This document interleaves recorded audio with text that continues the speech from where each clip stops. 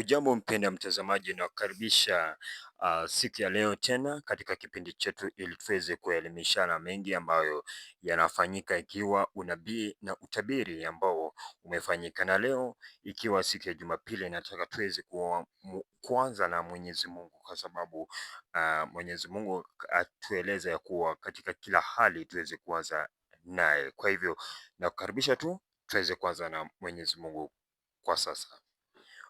Baba Yesu, tunakuja mbele zako asubuhi ya leo. Ni asante kwa ukuu wako, ni asante kwa kuwa pamoja na sisi.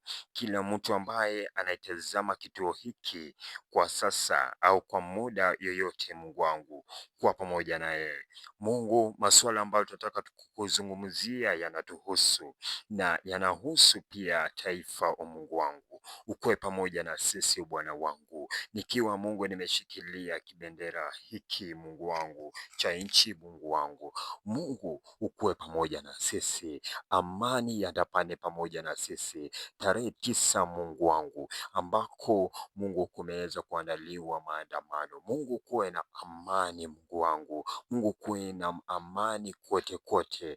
Bwana Yesu, tunakuhusisha katika kila jambo, tunakuhusisha katika kipindi hiki Mungu wetu. Yeyote ambaye anatutazama sasa hivi, mfungulie mipaka yake Mungu wangu. Mungu wangu, mpatie amani. Kuna wengine walia, kuna wengine wako katika matatizo mbalimbali. Mungu, tunaomba ya kuwa utakuwa pamoja nao. Mungu, utawafariji wale ambao waliweza kupoteza wapendwa wao. Mungu, hata wengine ambao wako katika mahospitali kwa sababu ya majeruhi, Mungu utaweza kuwahifadhi, Mungu wangu.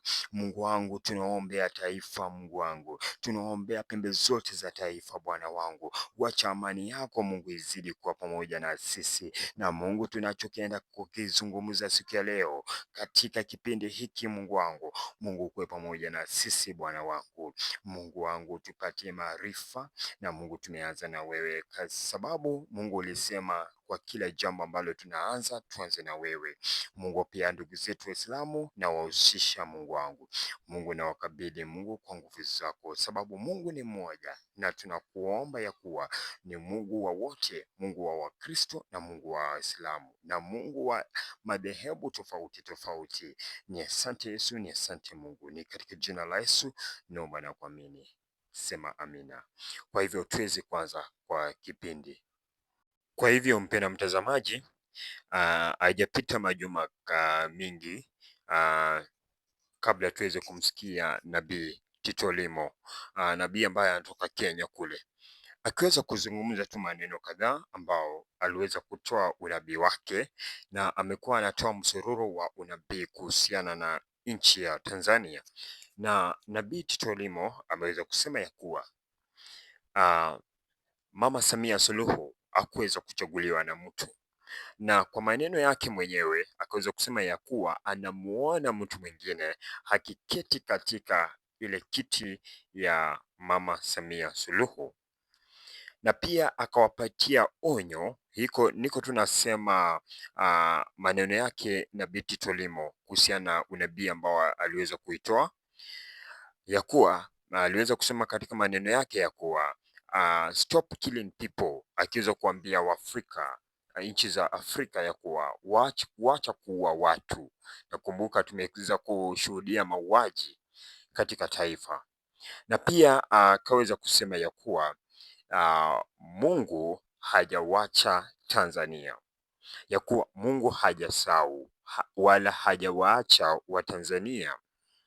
Na pia nabii Tito Limo aliweza kutoa naweza kusema ni maneno ya kimafumbo aliposema ya kuwa ameweza kuitazama jua, aliona katika vision. Najua katika unabii kuna ile hali unaweza kuona kitu katika vision ya Mungu anaweza kuonyesha hali mingi katika vision. Unabii unaweza tokea katika vision, na hiyo ni mojawapo ya njia ya unabii au njia ambao Mungu huweza kuzungumuza na wanawake. Kwa hivyo alisema ya kuwa aliweza kuona jua, na jua hii ilikuwa inawaka, lakini mwangaza wake ulikuwa dim, yani mwangaza haukuwa na mwangaza mwingi, mwangaza ulikuwa ule mwangaza kidogo sana, dim light. Na akaweza kusema ya kuwa ukiweza kuangalia nusu wa ile jua ambao ilikuwa inawaka na mwangaza ambao ulikuwa dim, nusu yake kulikuwa kunaonekana damu, na ukiangalia utaona pia, akaweza kusema ukiangalia vizuri utaweza kuona mito katika ile jua.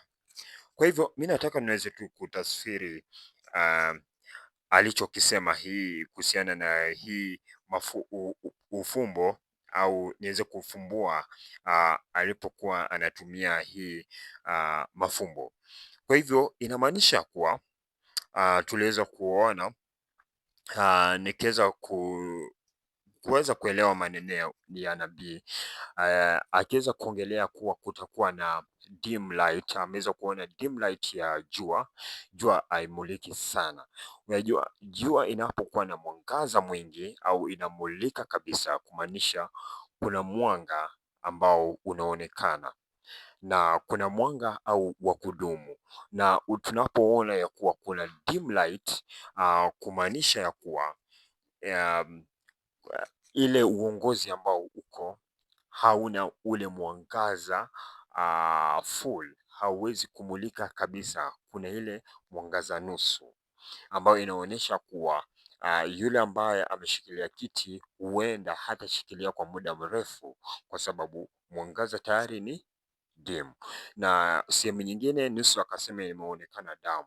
Hii inaonekana ya kuwa ni damu ya wale ambao waliweza kufariki na waliweza kumwaga damu yao wakati wa maandamano. Labda hiyo ndio kitu ambacho Nabii Tito Limo alikuwa anamaanisha.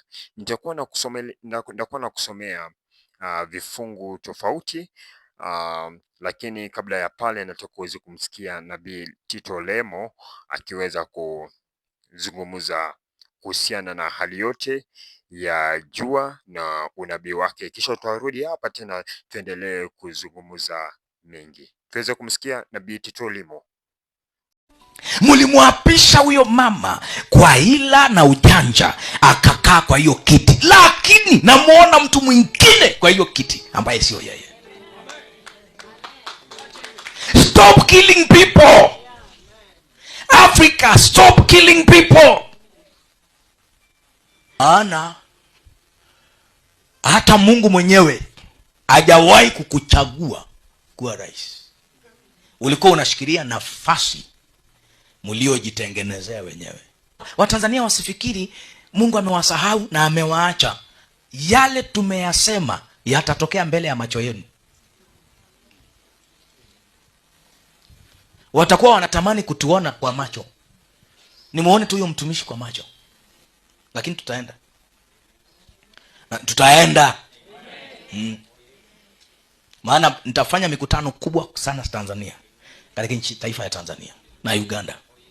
Ikishatokea watasema kuna mchawi mmoja kule Kenya alishazungumza haya.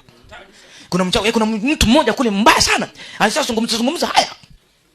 Imagine kufanya hiyo reset yote, resetting. Yaani umeset kitu alafu inakuja kukua reset all of a sudden. Nabii akisema I'm seeing, I saw fulani akishinda uchaguzi, tofautisha maneno mbili. I saw and the Lord said. Two different words. I saw. Nabii akikwambia I saw but I saw but that but I saw but that but means there is another event coming on. Niliona jua in my vision. Na hii jua Pastor Sami ilikuwa inawaka. Ile dim, si kali sana. Dim. Nusu ya jua ni light, lakini sio mwangaza kali. But nusu ingine ya jua ni damu. Na ukiangalia utaona mito kwa ile jua. Ni wangapi mmewahi kuangalia mbalamwezi ukafikiri ni kama Bikira Mariamu kwa hapo amekaa chini ananyonyesha. Msijifanye ni sisi tu tunakuwa na yako kaujinga. Tuko wote. Haleluya. Ambia neighbor leo umepatikana. Tuko wote. Kabisa ukiangalia mbala mwezi unaona ni kama Bikira Mariamu ananyonyesha. Yes. Kwa hivyo mpenda mtazamaji, kuna vifungu vya Biblia niko nataka niweze kukusomea kwa haraka, kwa sababu hii ni ibada ambao tuko na saa zingine lazima tufuate itikadi ya ibada. Lazima tuweze kuifuatisha na vifungu vya kitabu kitakatifu cha Biblia.